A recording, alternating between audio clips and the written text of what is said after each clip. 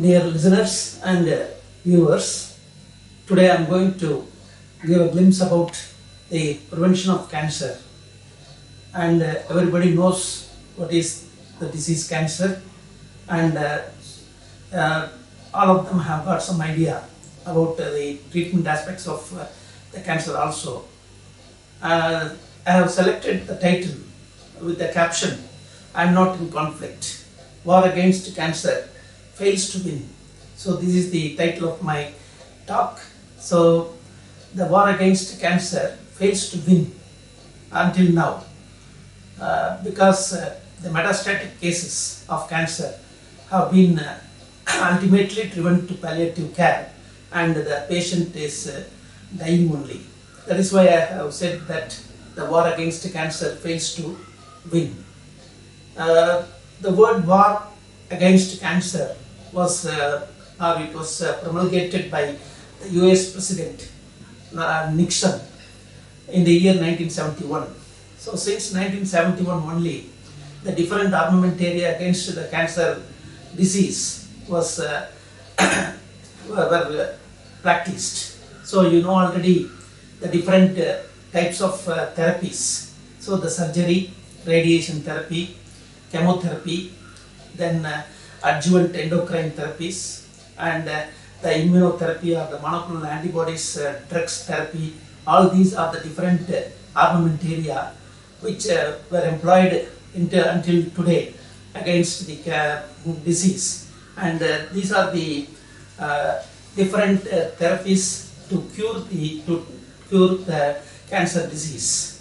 And before going into the intricacies of the problems faced by the patient as well as faced by the medical world, I would like to give a definition for the cancer. For that, cancer is not a single form of disease, but a collection of diverse disorders induced by a multiplicity of causes, both exogenous and endogenous. So that is why in medical textbooks and all, it is written as cancer is a disease of multiple etiology. Etiology means causes. And what are the different causes? From the epidemiological research of my school and myself, we have categorized the different risk factors. The risk factors as one particular risk factors as endogenous type of risk factors, and another category as the exogenous type of risk factors. The slide will show you what are all the different exogenous and endogenous risk factors. The endogenous risk factors, you can see that the different factors are age, the diet, the hormones, menopausal condition of a woman, then mode of lactation, then genetic factors, then immune system of the cancer patient, then the lifestyle habits of individuals before becoming a cancer patient, then number of children, and obesity. So these are all the endogenous factors, and some of these factors are also now established as the prognostic factors, because they are established as definite factors to cause the cancer disease. So though cancer disease is not arising suddenly, that is a good thing. So cancer arises after a very long latent period of 15 to 20 years. So it takes a very long latent period. So all these factors operate in cohesion. As a result only, the normal cells in our body tissues start transforming into a cancerous one or the malignant one. So that is why in the long latent period suggests me that the prevention is better than the curative aspects. So you can attempt for preventive strategies instead of going for the curing strategies. So the medical world and the clinic oncologists have also come to agree with this point, that prevention is the best strategy when compared to the therapeutic aspects or the cure aspects. But however, in the cancer subject, the research has been extended extensively, and various types of new medicines have come into existence. That is a good thing. But the state of affairs is they neglect about the preventive aspects. So the prevention was started. The people started to think of the prevention, or the doctors started to think of the prevention only recently, before 2 decades. So the most important factor which can induce cancer, one is a diet. So what type of diet? That is why in textbooks or medical textbooks or in the oncology textbooks, the different diets of the different countries have been mentioned, and the drawbacks between the American or Western diet and the Asian diet has been strongly mentioned. And the Western foods are always acidic type of foods only. Likewise, the Mediterranean food is recommended for the cancer patients or for prevention of cancer. Likewise, the Asian foods have been recommended for prevention of cancers, because these are all including the natural products, natural herbal products in the cookery. Then the next one is aging. So the youngsters suffering from cancer do occur, because the children are more prone to blood leukemia or the blood cancer than the elders.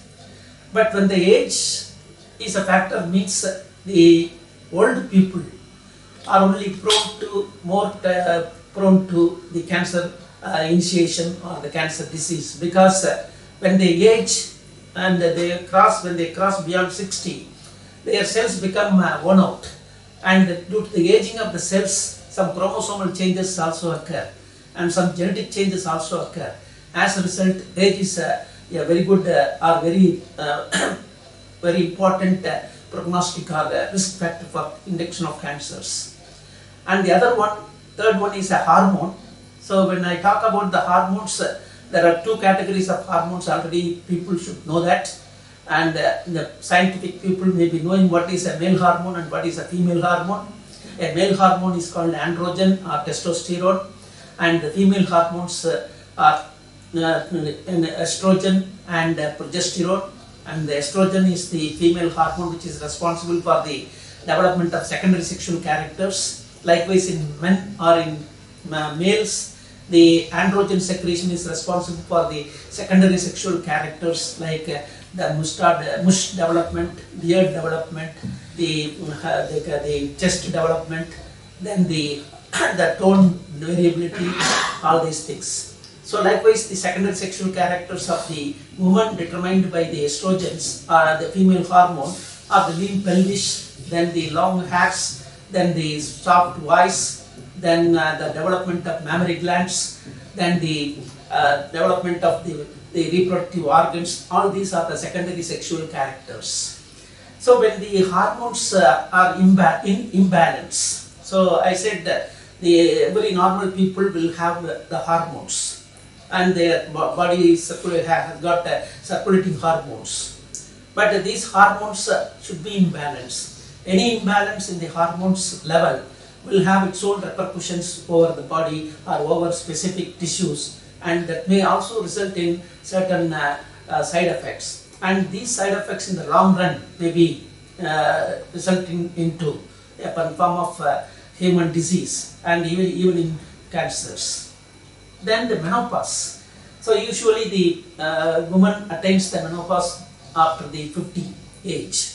So menopause is a stage wherein the characteristic feature of a menopause means the estrogen secretion from the ovary stops and the ovary becomes a vestige, or it is becoming defunct. So as a result of this deficiency, the estrogen, sometimes the normal tissues may start secreting the estrogen. For example, in the breast cancer patients, the ovary may be functionless, but in spite of that, the cancer comes to the breast, means the breast cells themselves self-synthesize the estrogen, and if the cells of the breast or the mammary glands contain the receptors for these estrogens, it will provoke the proliferation, or it will provoke the fast divisions of the cancer cells formed in the mammary gland. Then genetic factors. So everybody knows that, or everybody should take note of it, that 5% or 3 to 5% of the cancers are hereditary in nature. That is, if a family has got some cancer, means it is called familial affliction. So 3% of the cancers are hereditary in nature. Then I will go to the lifestyles. So lifestyle means it is in the modern life, in the modern way or in the modern era, everybody is busy and everybody is subjected to some form of stress. So the stress is the most important factor or the prognostic factor causing the cancer disease. So that I will elaborately discuss about it in future. Then the next one is the number of children. So previously, before some 50 years, the thinking was that more the number of children for a woman, she is not getting any cancer. But in our study, we have found out that the people, women having breast cancer or the ovarian cancer or cervical cancer has got the number of children, more number of children. And I have also explained that once the woman is prepared to, or woman is conceived by a child, then the uterus undergoes changes. So it undergoes the morphological and physiological changes, and endocrinological changes also happens, and it is also connected to the ovaries, connected to the mammary gland. So this replenishment of the organs specific for the development of a baby, and sometimes if frequent childbirth will lead to the stagnation of the fluids. In the case of breast cancer, in the breast organ, the stagnation of the lymph fluid may occur. And if the stagnation occurs, the environmental carcinogens or co-carcinogens may be also circulating in that. So that way it may induce the transformation of a normal cell of the mammary gland to a malignant cell. Then the obesity. So everybody knows that obesity is causing diabetes. So it is also another cause for the or etiological reason for the cancer disease. With regard to exogenous factors, and the several advertisements are going on to prevent the cancer. Don't smoke. So there is a statutory warning in the cigarette packets itself. So smoking is one of the important risk factors and the prognostic factors, which is causing cancer in the long run. So it is not that immediately after a single puff of cigarette smoke it will cause the cancer, but a single puff of cigarette smoke will contain some thousands and thousands of molecules which can induce inside our body some changes. Can you remember? Can you think of it? A single puff of the smoke emanated from or emitted from the cigarette butt will have thousands of molecules. And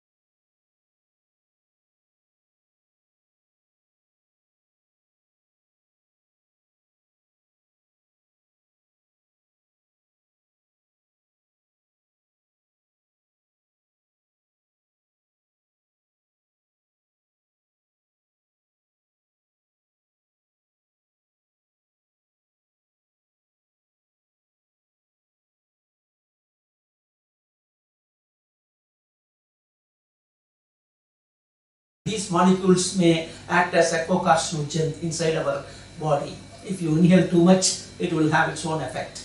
And the full cigarette, once you consume, means it will also reduce your longevity. So that is also mentioned in textbooks and all. Then the next one is the alcoholic intake.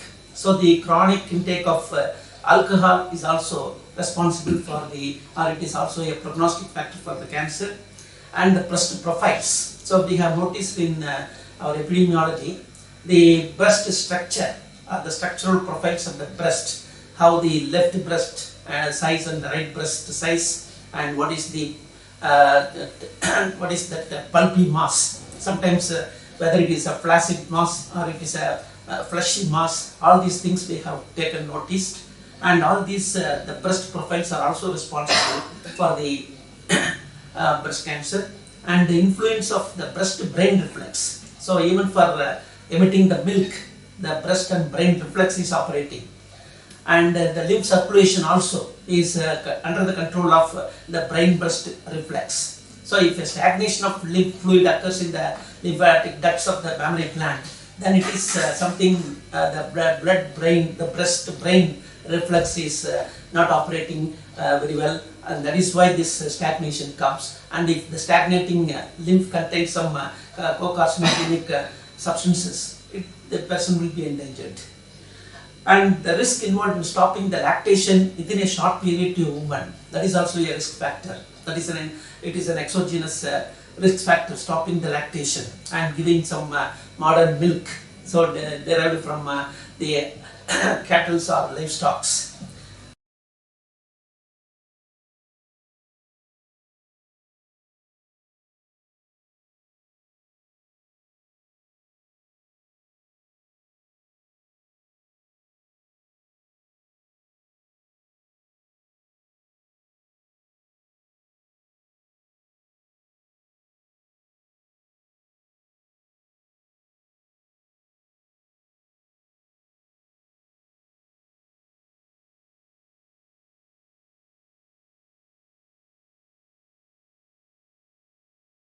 Then the risks involved in many children I have mentioned already. The risk of early menopause. So the menopause occurs in a woman, as I said, in Asian countries it is after 40, after 50, whereas in European countries it may be below that. And this risk of early menopause is also there as an endogenous factor.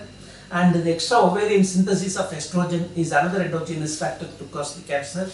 And the lack of vitamins or their acute shortage or deficiency, and the absence of antioxidants. Now we know that what are the different antioxidants. So in our body, when our cells or when our tissues are working or metabolizing, metabolism means it is making both the synthetic phase as well as the destructive phase.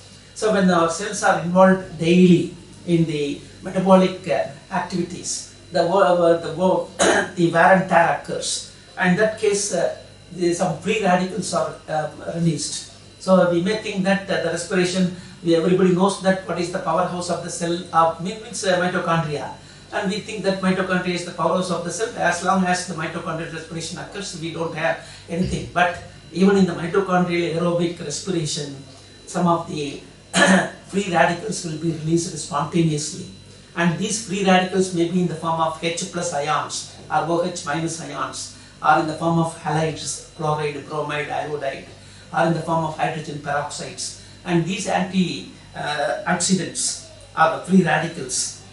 These are the oxidants or the free radicals which can injure our cells, our DNA, our proteins of the cells, and also this cellular organelle. So in the series of exogenous factors that could be a possible inducing factor for the initiation of cancer cells formation. Number one, I said the smoking. Number two, the alcohol intake. The third one is a fatty diet. So the excess cholesterol is very dangerous. So the excess cholesterol is not only for obesity, and sometimes some of the essential fatty acids. We have studied thoroughly the different essential fatty acids in the cancer tissues. So we have taken the cancer tissues and found out that the essential fatty acids differ from that of the normal counterparts. For example, some of the essential fatty acids are completely absent, and some of the essential fatty acids are abundant. For example, one particular abundant essential fatty acids in the cancer tissue is the palmitic acid. Another one is the linoleic acid.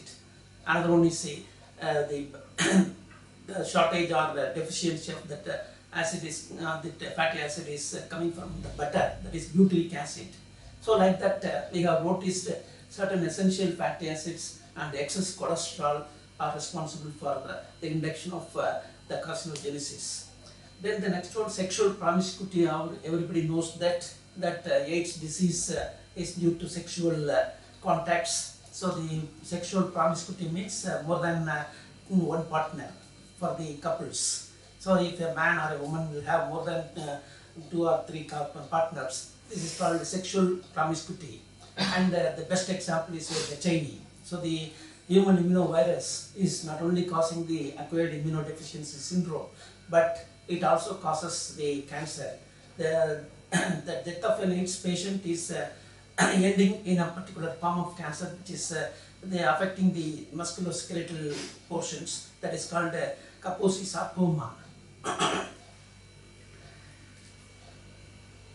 Then the next one is the lack of physical activity of the exercises and the lack of supplements, nutritional supplements. So in the intake of our daily food materials, though we say that we are taking only the balanced diet, it is not so. Sometimes the diet is not balanced, it remains as unbalanced because we are not taking the required amount of vitamins, we are not taking the required amount of minerals, and the mineral containing vegetables or the vitamin containing foodstuffs, all these things are there. So this imbalance also is one of the reasons, that is exogenous reasons, because the food materials only we get it from outside.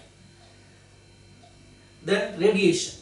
So already we have seen that the radiation is a double-edged sword, just like a double-edged sword. Radiation can cure the cancers, can kill the cancer cells, but at the same time it can also cause cancer cells formation. The normal cells, when constantly exposed to radiation like the X-rays or the cobalt rays or ionizing radiations or non-ionizing radiations, they will be provoked to undergo the tumorigenesis process or the carcinogenesis process. As a result, the initiation may take place. And the next one is the infection. So I have already given in my lectures that the human body is not an inert one. It is reacting to outside microbial organisms. So when a man is strongly immune, means he can resist the infection. He can resist any type of infection like the bacterial infections or the viral infections or the parasitic infections. And there are so many instances where when a man is not immunologically perfect or immunologically competent, and if he is not resistant but susceptible to infection, then the microbial organisms will get the upper hand. So the bacteria, even bacteria like Staphylococcus, Salmonella, the chronic infection of these bacteria will also result into certain cancers like Hodgkin's lymphoma or the liver cancer or the blood leukemia. And likewise different types of viruses. Already you have read that the cervical cancer is caused by the papilloma, human papilloma virus. There is another virus called human herpes simplex virus, then human immunodeficiency virus. So you have got umpteen number of viruses, and these viruses can also induce chronically when the tissues are infected with this particular tissue or particular organ is infected with this type of viruses, it will induce the carcinogenesis process. And likewise, the best example for the parasitic infection causing the cancers, one is the Schistosoma hematobium. So luckily it is not present in India. Only in African countries the Schistosoma hematobium infection is more rampant, and the gents, it is affecting only the males, and it is affecting the urinary bladder as well as the surrounding tissues. As a result, these people affected by the hematobium, Schistosoma hematobium parasite, that is a helminthic parasite.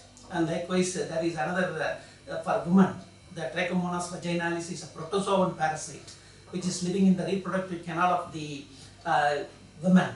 So when this Trichomonas Vaginalis is infecting the vaginal canal is the reproductive canal of the woman, and it persists for some more time, means it will change the profile of the cellular nature of the cervical regions or the vaginal regions. My student has worked about it and how this Trichomonas Vaginalis brings about the point mutations and how it prepares a ground for the further infection of even the HIV virus in the woman.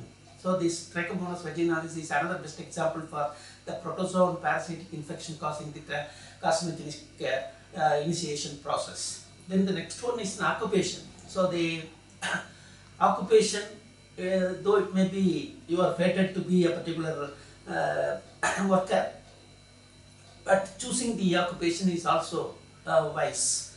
It's a wise one, or it is a strategy. It is a wise strategy only, because sometimes the occupation also will lead to some hazards. There are certain umpteen number of jobs which are called occupation hazardous jobs. For example, men working in mines. So in the mine workers, they are more prone to some cancers. For example, in London, in the 18th and 19th century, the small boys about 10 years age will be employed for cleaning the chimney sweeps. So they are called chimney sweeps. So when they climb up and they clean the coal particles attached in the chimneys, they will get the coal particles adhered to their scrotum, and these children were affected by scrotal cancer.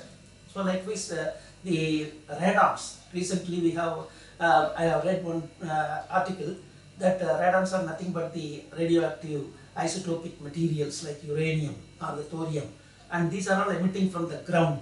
So when the background radiation is too much, also it will be a risk factor or the prognostic factor for the initiation of cancers. And the stress one. So the stress is a very important prognostic factor now, and stress causes it is two-sided. It has got two sides of the coin. Just like two sides of the coin, the stress will have some good aspects as well as the bad aspects. Unless you are not stressed, you cannot finish your work, you cannot finish the job.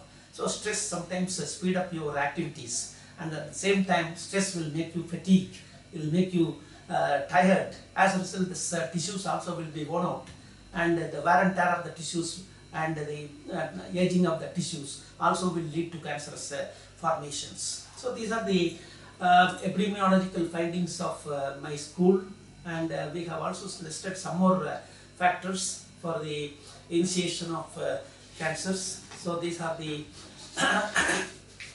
important ones, and recently some of the theses submitted by my students have revealed that the chromosomal changes and the gene mutations are also responsible for the initiation of cancer, because in all cancer patients invariably the chromosomal abnormalities are there. The best example is the Philadelphia chromosome.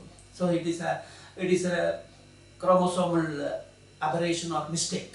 So in Philadelphia only, it was first noticed in 3 people and 3 children. That is why it is called the Philadelphia chromosome. So it is a exchange of chromosomal segments between 22nd chromosome set or pair and the 9th chromosome pair. So when the 2 chromosomes exchange, the fusion elements from 9th chromosome, the segment of chromosome will go and attach to the 22nd chromosome in a particular region. So we have given it as an ABL region or BCR region. So when the ABL and BCR regions are fused, then it will induce the cancers like your myeloid leukemia, that is called acute lymphoid leukemia, or the chronic myeloid leukemia, CML, AML. So that is the best example for the chromosomal aberrations or changes or mutations causing the cancer. Next one is the mutations suddenly appearing in the genes. So genes, I have already taught to my students that genes are nothing but the biochemically the genes are nothing but the DNA molecules. The DNA is a very long chain which is by double helical chain, and this double helical chain model was given by Watson and Crick only, and in 1953 only they have pronounced that we have found out life, and the life is or every organism, the life is driven by this molecule of DNA, and this DNA has got discrete segments, and these discrete segments of the whole DNA called the genome are responsible for the various types of characters. So when I talk about the characters, I will teach phenotypic characters and genotypic characters, and sometimes biochemical characters. So phenotypic characters means you can see them externally visible. For example, when a person is tall, it is a phenotypic trait. When a person is short, it is called another phenotypic trait. So likewise, the biochemical characters. So it is invisible. For example, you cannot see my blood group. I am B plus blood group. So the blood groups are invisible characters, but they are genotypic characters. They are decided by your genetic makeup. So these are the genetic makeup. So these discrete segments of the DNA often undergoes some changes. So that changes are inevitable. So for every normal person or a healthy person, the DNA won't be remaining all the time healthy. Sometimes when they are stressed, or sometimes when they are exposed to some environmental pollutants, when they are exposed to certain radiations, some slight changes occurs in the gene components, and the gene sequences may vary. But in spite of that, the healthy people will remain healthy because we have got a strong repairing mechanism. So can you follow? So when your genes undergo certain mutations, and especially if some discrete genes responsible for certain diseases undergo some changes or mutations, immediately there is a rescuing team is there. So the rescuing teams will come and the enzymes will function.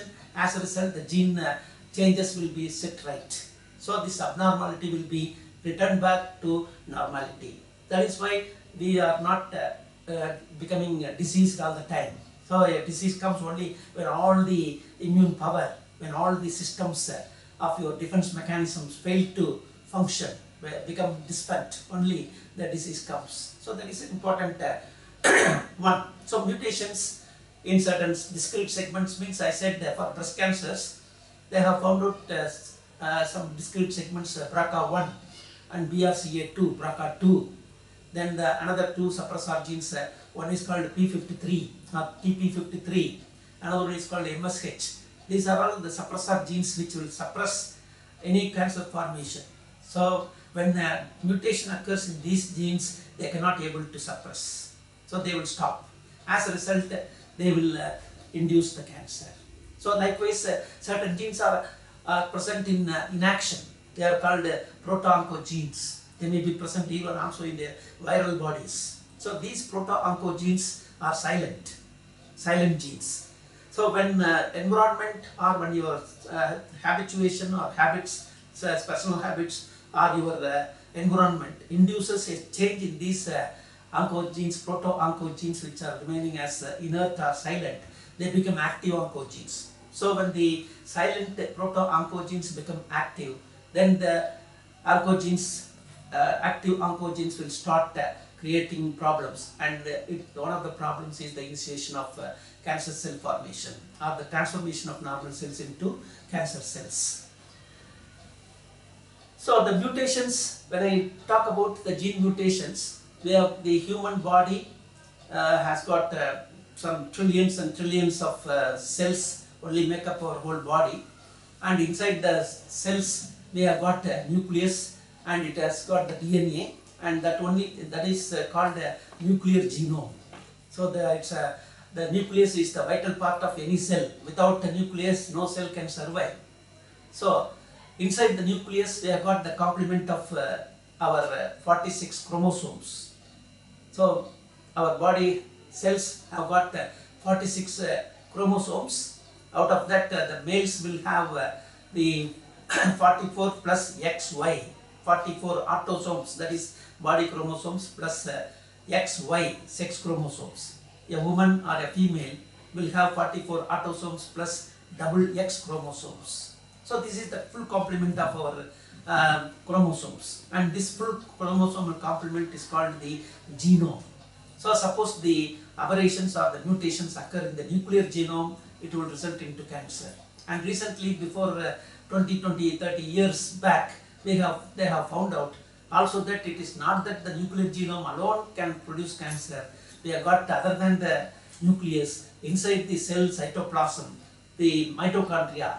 The mitochondria, they have already, students may be knowing what is the powerhouse of the cell, and they are understanding that it is only meant for respiration, but it has got its own DNA.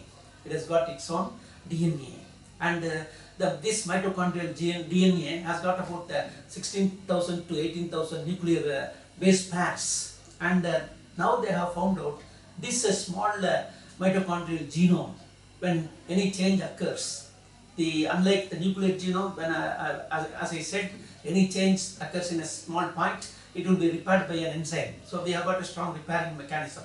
Whereas if any change occurs in the mitochondrial genome, there is no repairing mechanism. So that is the difference between a nuclear genome and a mitochondrial genome. So when mitochondrial genome undergoes mutations, definitely it will accumulate, and this accumulation of these mitochondrial gene mutations also will result in the form of breast cancer, or female cancers like cervical cancer or the ovarian cancers. So the mutations in the mitochondrial genes are very important, which has no repairing mechanisms. Likewise, if any gene is responsible for certain functioning of the enzymes, for example, there is one particular enzyme which is connected to the cancer, that is called E-cadherin gene. So in some cells, the E-cadherin gene, in all the tissues, the E-cadherin gene is important, especially for the colorectal cancers. The E-cadherin gene becomes defective. So E-cadherin gene only is responsible for tightly fixing the cells. So the cells are fixed tightly one after another. So this tight fixing and the architecture of the normal tissue is brought about by several mechanisms. One of the mechanisms is the function of the E-cadherin genes and the E-cadherin proteins. So when aberration or a mutation occurs in that E-cadherin gene, then it is also responsible for certain colorectal cancers. One of my students, Dr. Indra, so he has found out in the colorectal cancer patients, the E-cadherin gene has got so much of mutations. Even a small, he has taken only 200 base pairs. Within that 200 base pairs forward and reverse, so he has found out the frequent mutations, and that has been attributed to the E-cadherin gene mutations. You follow? Then so the next one is about the side effects. So before going to the side effects of the cancers, everybody should note that how this, what is the origin of cancer disease in human, what is called in the human society, or in the human genera, Homo sapiens. How come this cancer disease arose? And likewise, when this treatment aspect of chemotherapy has been started. So these are the two interesting aspects I want to share with you people. Regarding the cancer origin, so it has originated before 4000 years, that is 2000 BC. Even before 2000 BC, the people were suffering from cancer only when no treatment was available. When no treatment was available before 2000 BC, people were suffering. What is the evidence? They have got now the evidence from the mummies. So the cancer disease has got its origin from the mummies age. And the evidence was found in 2 Egyptian mummies, and these 2 Egyptian mummies were found out in the place pharaonic necropolis necropolis of Quebec El Hawa in the Aswan, Egypt. So in the Egypt Aswan district, they have found out 2 mummies, and in one mummy the breast cancer was identified by scanning, and in another mummy it is analyzed as a multiple myeloma. The scanning reported the multiple myeloma presence in that particular male mummy. Can you follow? So the cancer disease dates back to 4000 years back. And with regard to the chemotherapy, cancer chemotherapy starts only after World War #1.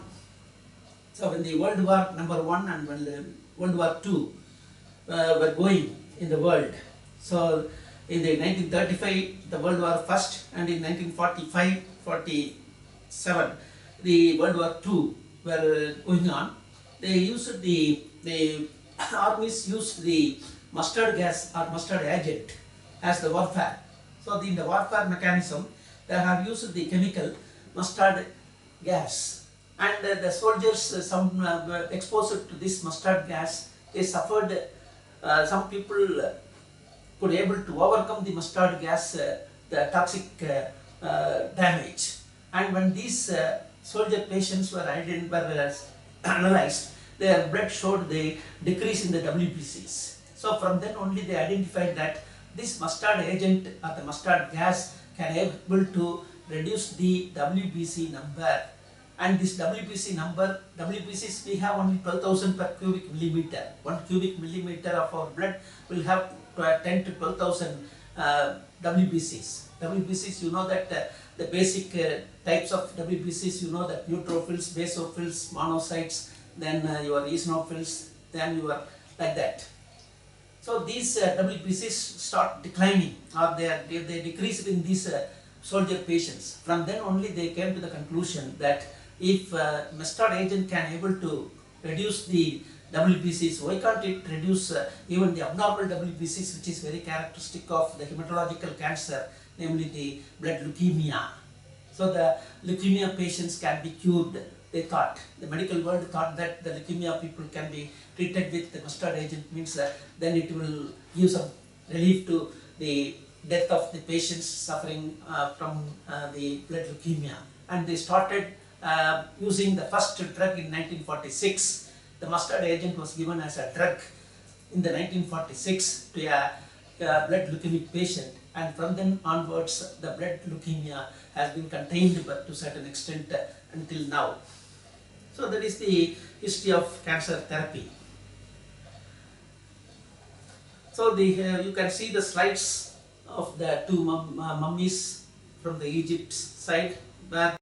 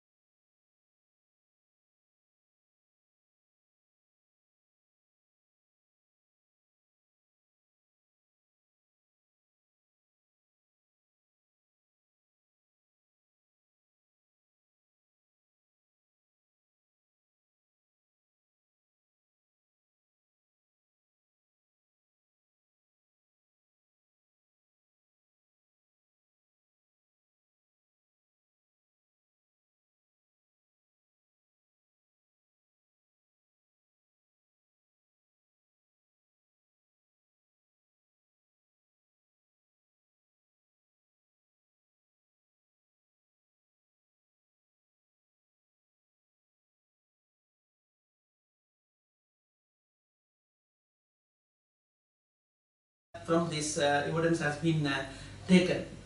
And with regard to the side effects, so I always thought that in chemotherapy the patient suffering is too much. The patient is driven to the extent of even committing suicide, like that. So their side effects are are innumerable. So even when I heard the lecture of Dr. Hegde, he said the side effects will also be an illness for cancer. And he jokingly said, for every ill there is a pill, for every pill there is a ill. So if you look at the side effects of the cancers, you can say that you can see so many types of side effects.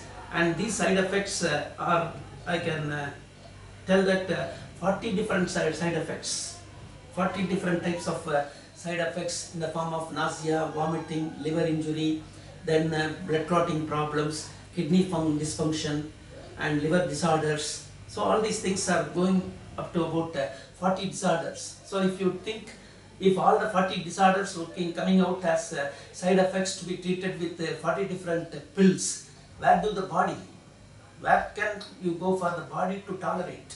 So that much of inconvenience is given to a cancer patient by the chemotherapy. But in spite of that, it has got, I am also with a strong conviction that chemotherapy, cytotoxic drugs are the only agents which can considerably reduce the number of cancer cells to about 80 to 85%.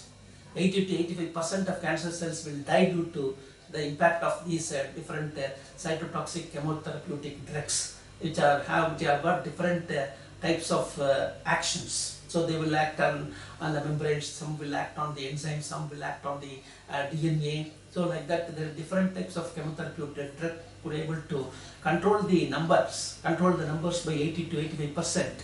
So that way, it is on one side, it gives trouble in the form of side effects. In another side, it could able to control the number of the barbaric number of the cancer cells. So I said in my lectures that if a single cancer cell is allowed for 10 days without any inhibiting factors, inside our body, one cancer cell will multiply within 10 days logarithmically. It is not an arithmetic increase, it is a geometrical increase or logarithmic increase. It will increase one cell by 10 days, it will reach an astounding amount of number, namely 10,46,000 of cells. So it is given in the books, reference books. So one cancer cell without any inhibiting factors or the proteins will increase stupendously into 10,46,000 of cells within 10 days. So why should I mention about the side effects? Means the delineation of these side effects, it is not to terrify the patient or to make make him to frighten. It is only to make an awareness.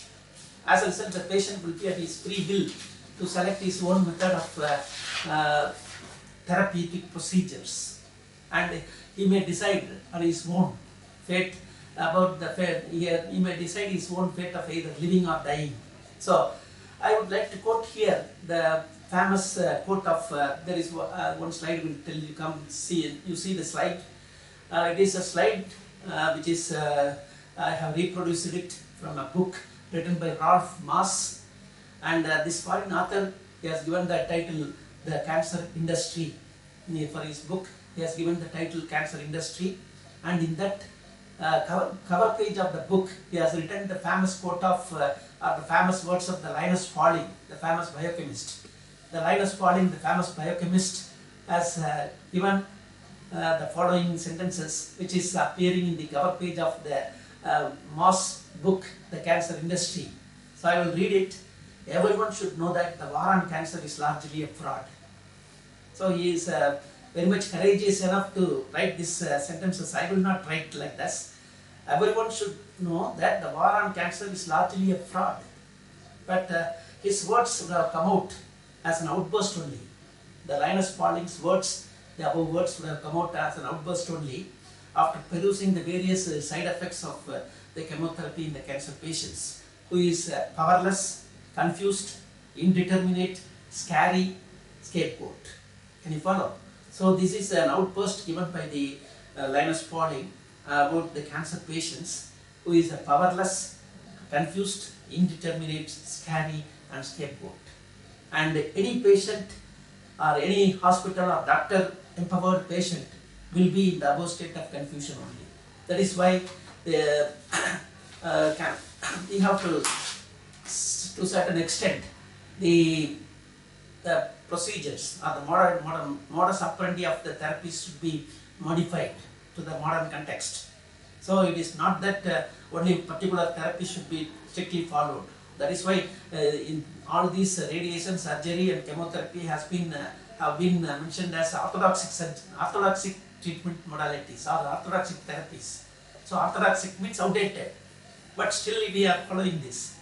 and books have given that there are certain alternative methods of treatment or therapies. They are called non-orthodoxic or natural therapies.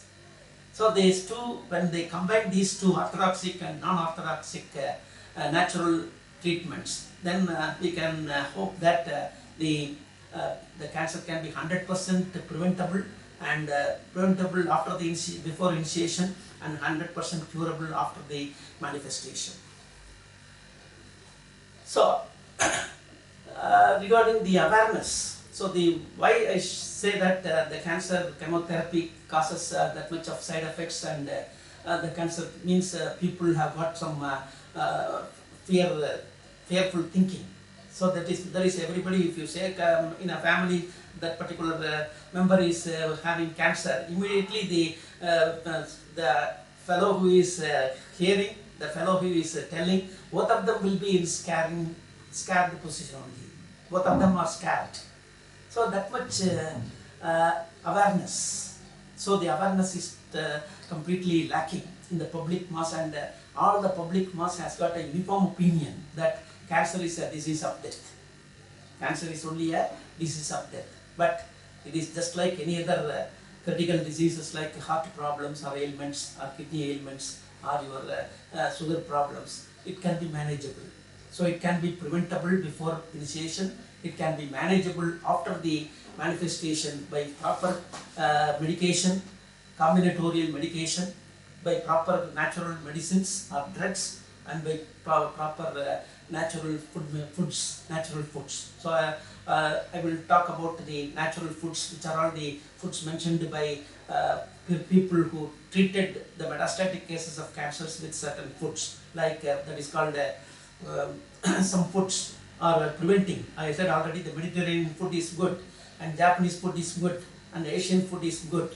So all these foods or nutritions are also able to prevent the disease, as well as to a certain extent contain the disease after the manifestation.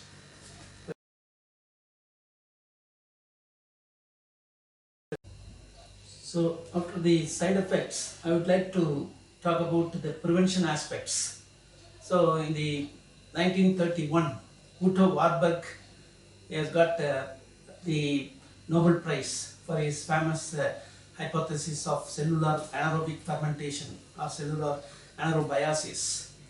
And his hypothesis is the basic operating procedure. It is the basic operating procedure of the cancer cells. So Otto Warburg, this Nobel Prize winner in 1931 itself, he has said the following words for the prevention of cancer or for the defense of cancer. That is, find a way of stopping this cancer cell fermentation, and you might have a way of stopping cancer. So he has given some phrase, and it is now still remaining as a quote. That is, find a way of stopping this cancer cell fermentation, and you might have a way of stopping the cancer. So unlike Linus Pauling, Otto Warburg was able to find out the way by which this cancer cell can be, or multiplication or proliferation, active proliferation can be contained by means of this mechanism. So when the cancer cell fermentation or anaerobic mechanism is stopped, we can have some success over the cancer disease. That is the principle behind Otto Warburg's words. And every time when I talk about the cancer prevention aspects with a caption prudent proxies, I have given this slide. That is, the glucose or the sugar is the best friend to cancer cells, but the worst enemy to cancer patients. So what I said is, glucose or sugar is the best friend to cancer cells, but the worst enemy to cancer patients. So for this I have found out so many reasons. So the cancer, but for the supply of cancer, the supply of oxygen for the hypoxic level, but for the supply of sugar, and but for the supply of hypoxic level oxygen, the cancer cells would have become washed out due to starvation. But this never happens. Can you follow? So I said sugar is the best friend to the cancer cells and the worst enemy to cancer patients. And but for the supply of this sugar or glucose and oxygenation to the developing cancer tissue at the hypoxic level, the cancer cells would have become washed out by due to starvation. But this never happens. It's everywhere. Everywhere the cancer patients are treated by different modes of therapy and is being supplied with sugars only. And this never happens because the doctors neglect the above secret and the patient is ignorant of this fact. And in one book, Dr. Harold Manner, he has given the title of his book as Death of the Cancer. Death of Cancer. So he has mentioned, that is Harold Manning in his book mentioned that in the US hospitals, sick and recuperating cancer patients are fed with white bread, coffee and vegetables cooked out of existence. Vegetables cooked out of existence along with main menu or main food materials. In American homes, the fresh fruits and vegetables and the homemade breads and well prepared fresh foods have been replaced by the cupcakes, potato chips, white bread and instant breakfast and similar fast food items. So it is not only restricted to the developed countries, European countries and USA, even in India or even in the developing countries like India and others. The fast life, the modern way of life, the fast modern way of life is pushing every family to go for the fast food items. And this is one of the risk factors. This is one of the risk factors to cause the cancer. Among the refined materials, so the white bread and the white sugar are the two culprits. So when the sugar cane or when the cane sugar in the original form and the wheat are undergoing some refining process that is called pulverization. So this refining process by pulverization, when it happens to the cane sugars and the wheat, then it will take away all the essential minerals and vitamins. After that only they undergo the products are fortified with vitamins or any other items. So they will meet out only the caloric needs of the people but not the healthy needs of the people. So that way the sugar is the worst enemy to cancer patients. Likewise, oncology doctors may overlook some factors like hormonal imbalance, then toxic substances from the environment. I said already co-carcinogens and carcinogens, where from you are getting it, right from the child birth you are getting these co-carcinogens, and it is something, some co-carcinogens in ultra microscopic level it is entering into the body. Then pesticides, then antioxidant deficiency in the diet, DNA repairing mechanisms, all these things they are overlooked by some doctors by saying that they are not connected to the disease directly. And I already said that in all the above factors, that is hormones, environmental pesticides, environmental carcinogens or co-carcinogens, antioxidants, diet, nutrition, DNA repairing mechanism. If any imbalance occurs, it will in the long run, the imbalance will be associated with some symptoms. So any imbalance in these items will result in some symptoms, and these symptoms in the long run will produce some side effects, and these side effects will end up in the form of a human disease, even in cancer. So that is why I said that sugar is the main part in the cancer treatment. So it is the so if you could able to control the sugar, then we can win the cancer. So already that the cancer cells, our armamentarium of treatment is so strong. So radiation, and then the surgery, then the chemotherapeutic drugs, then hormonal drugs. These are all very strong armamentarium to contain the cell divisions or the cytotoxic drugs to contain the proliferation of the cancer cells. And so in spite of that, the when the disease crosses a particular phase, that is the stage 3 and stage 4, which are very characteristic of metastasis, where the cancer cells undergo invasion and migration or invasion, then all these therapies become futile. All these therapies become futile in the end. So this invasion, migration and metastasis and settlement to distant organs like liver, bone, brain, then in the kidney or in the peritoneal cavity or in the ovary.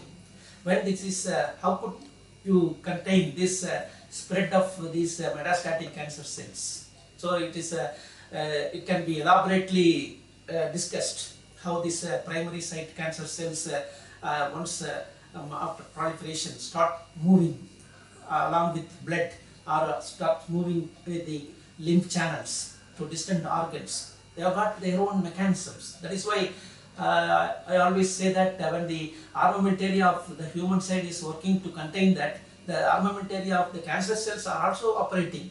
It has got also the 3 armamentaria, that is functionalities, genomic functionality, proteomic functionality is there. Then you have this, what is it called, another type is also there. So the cancer cells are also operating all the time to survive. So your human immunosurveillance, that means when any foreign body appears inside our body, immediately our immune system will be kindled. As a result, the immune system will go and kill those external agents or the external agents. Once a microbial organism enters inside our body, your immune system will not remain inert. So it will immediately it will be kindled. As a result, they will go like soldiers. They will go like soldiers. So you have got immense number of the defensive cells, and some particular cells will directly hit the microbial organisms which are causing pathogenic diseases. For example, the T lymphocytes and B lymphocytes secrete antibody proteins, and these immunoglobulins will also go and attack the viruses and the parasites as well as the bacteria. And there are macrophages which will completely engulf the bacterial pathogens, and there are some other mechanisms are also operating. So much of defense mechanisms operating in the form of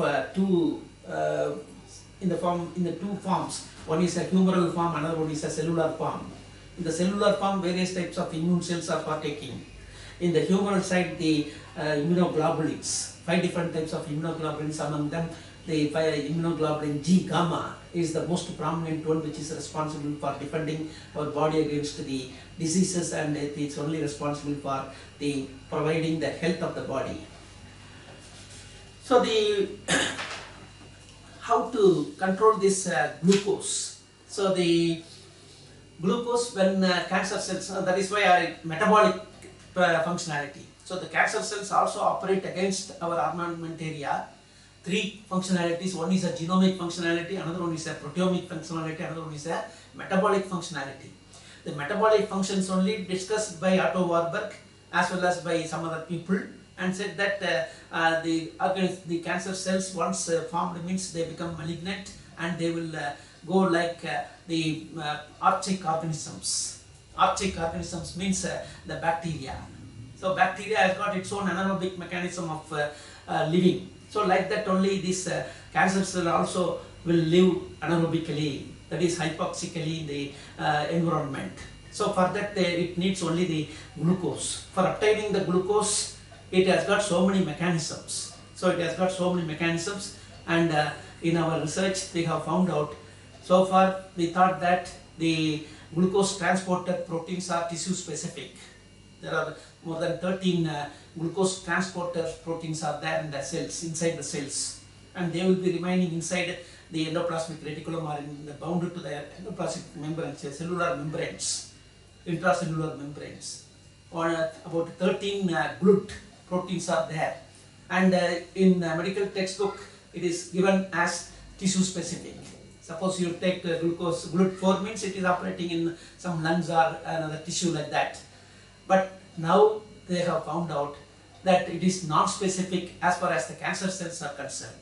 So the GLUT3 and GLUT1 and GLUT4 can able to function inside the cancer cells to absorb the glucose. So when it is able to absorb the glucose, how will you prevent it?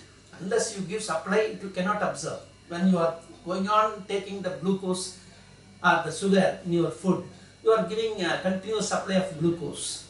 So the GLUT4 transporters will able to suck inside the glucose coming through the blood.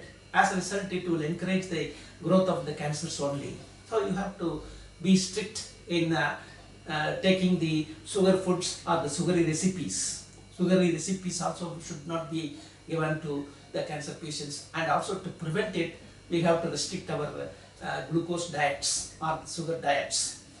And the another mechanism I said, the anaerobic mechanism. So the cancer cells survive in the anaerobic respiration or fermentation reaction, where the glucose C6H12O6 will be converted to lactic acid. Whereas in our normal cells, healthy cells, the one glucose molecule will be converted into two pyruvic acid molecules, and these pyruvic acid molecules will be directed to the mitochondria of the cells, and inside the mitochondria this pyruvic acid undergoes so many changes. As a result, one molecule of glucose yields about 38 ATP molecules. That is the fundamental fact.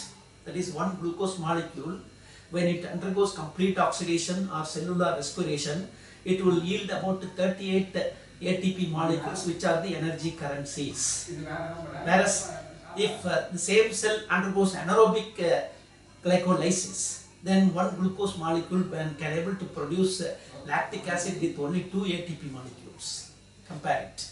So a normal respiration will produce 38 ATP per one molecule of glucose, whereas an anaerobic respiration or anaerobic glycolysis will produce only 2 ATP molecules. So with that, the cancer cells were able to survive. So sometimes a question arises whether they are surviving only anaerobically exclusively or aerobic glycolysis also occurring. So in the textbooks I have seen that aerobic glycolysis is also operating inside the cancer cells for the synthesis of various proteins, for the synthesis of the DNA. Where it will go, a cancer cell before division, it should double the amount of DNA, it should double the organelles, it should double the proteins. So for that, they may also undergo the aerobic glycolysis, and in addition to that, after the synthesis, there may be a switching mechanism may be there, so that it will start exclusively living on anaerobic fermentation, similar to the bacteria or any other archaic organisms. We have also found out that sometimes the cancer cells will express the genes of the bacterial genes and the bacterial proteins. And another one is a famous concept of the cancer cells is that recapitulation of embryonic characters. So once the malignant character is established in a normal cell, this cancer malignant cell will be similar to your embryonic cells. Your embryonic cells will be rapidly growing. So the rapid growing tendency or the activity is embryonic character. Likewise, the embryonic antigens or embryonic proteins are synthesized by the malignant cancer cells. So that much capacity the cancer cells have got in its own right. So once the lactate is formed, so I said that glucose is one promoter of the cancer growth or proliferation. The next one is the promoter, I say it is lactic acid. So you can see volumes of information about the lactic acid. So when I studied in research in 1973 and all, I didn't believe that whether such lactic acid is present in the muscles or not.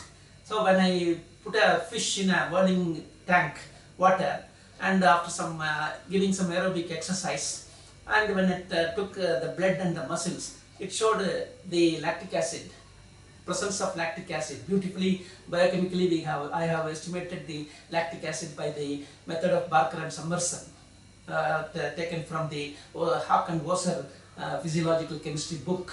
So I estimated. So but that lactic acid formation inside a normal body is a temporary phenomenon. So it is called a temporary phenomenon. Whenever the oxygen supply is cut or insufficient for a tissue, it will start lactic acid production, and the lactic acid will produce a minimum energy of ATP, and as a result the tissues will survive. After that, when a man, after going for a running or after doing a heavy exercise, when he takes rest, the oxygen replenishment occurs to the same tissue. The oxygen replenishment occurs. As a result, the lactic acid is completely oxidized to carbon dioxide and water. As a result, the tissue becomes normal, the organ becomes normal, the body becomes normal, the man becomes normal. Can you follow? Whereas in a cancer tissue, the lactate becomes another promoter of the cancer cell proliferation, because it is a permeability factor. So it can able to change the permeability of the cells. As a result, some of the oncogenic proteins can disperse, can from one cell to another, it can pass through, or it can extracellularly it can go.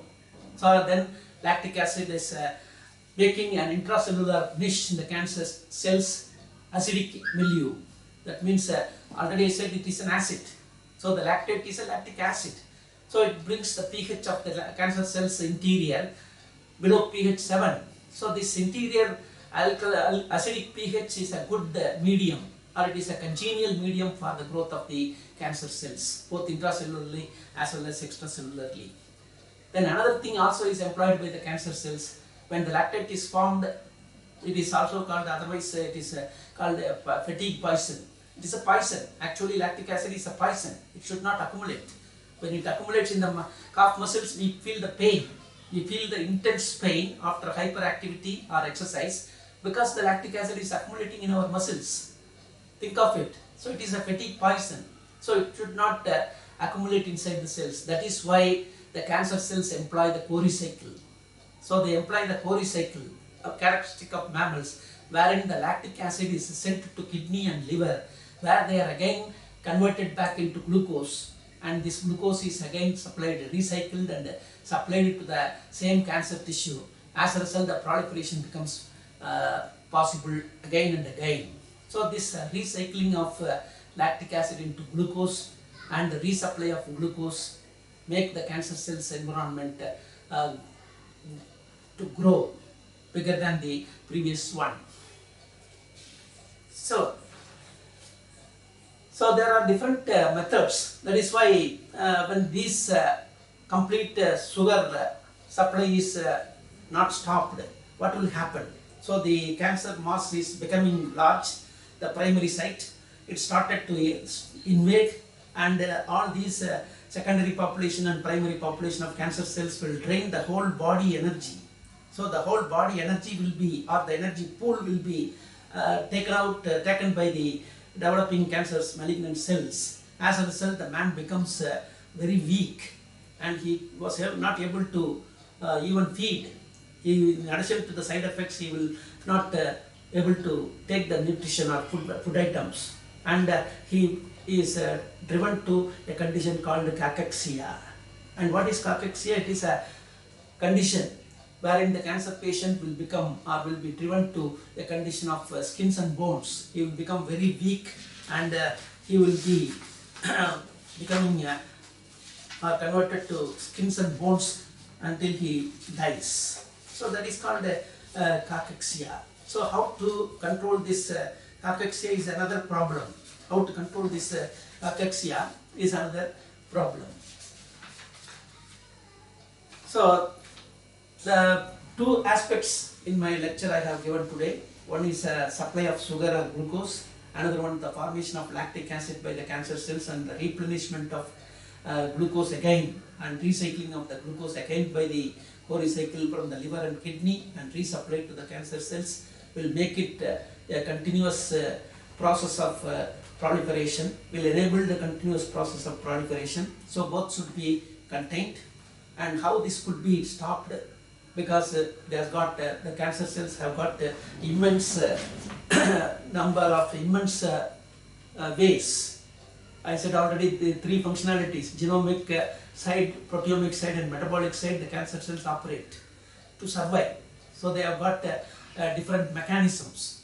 There is one particular death of the cell is called apoptosis. So when our blood cells, RBCs, become aged after 120 days, it dies on its own. It is called programmed cell death or apoptosis. Whereas in a cancer cell, the apoptosis is not coming, the apoptosis is not operating. The cancer cells operate anti-apoptotic mechanisms. It has got its own adaptations and it has got its own anti-apoptotic mechanisms. So I will read out what are the apoptotic mechanisms the cancer cells will have.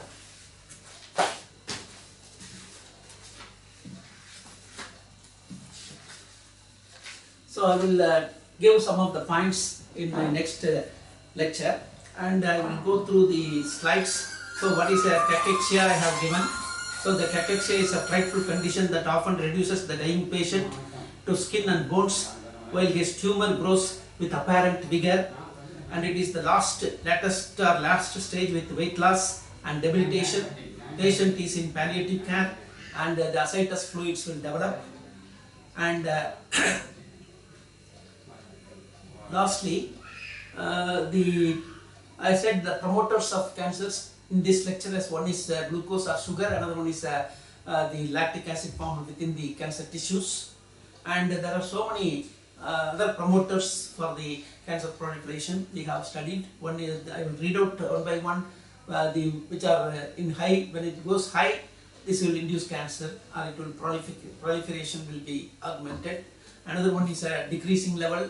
The particular substance is decreased, also it will induce cancer cells proliferation. So I will read out: linoleic acid, palmitic acid, cholesterol, myristic acid, COX-2 enzyme overexpression, aromatase enzyme overexpression, insulin-like growth factor secretion, other growth factors in cancer cells, chromosomal changes, biomarker genes, mutations, environmental agents, steroidal hormones, stress proteins, etc. These are all, when it is increasing, the cancer cells growth will be encouraged. The other one, deficiency of linolenic essential fatty acid. Deficiency of linolenic essential fatty acid, likewise the butyric acid, likewise the vitamin deficiency, likewise the immunodeficiency, likewise the antioxidant deficiency. All these deficiencies also will encourage the proliferation. And the next one is heredity. So I conclude this war against cancer fails to win by my own sentences. That is, war against cancer is not an unending endeavor, but it is within reach only. So it is not an unending endeavor, but it is within reach only. As long as the modus operandi of the different therapies remain in isolation, the success of them is also out of reach only. So I said already, there should be a combination of orthodoxic and non-orthodoxic natural therapies. Then only we can win over the cancer. A conglomeration of conventional and non-conventional or orthodoxic and non-orthodoxic natural therapy of phytonutrients or the phytochemicals or the nutraceutics or supplements only can bring success to both the medical practice and to the medical research in bringing cure to cancer. I have taken a line from the editorial of Hindu recently with the caption "Fire Warning," which appeared in the January 23rd Hindu paper 2021. The last line I have taken to conclude my speech: lives and reputations depend on the full adherence to good practice. So the last sentence in that Fire Warning editorial, the last sentence is: lives and reputations depend on the full adherence to good practice. This is also applicable to good medical practice. So a decision is for a vision. A vision is for a mission. A mission is for an endeavor of success. Cure cancer, win the cancer war. Thank you.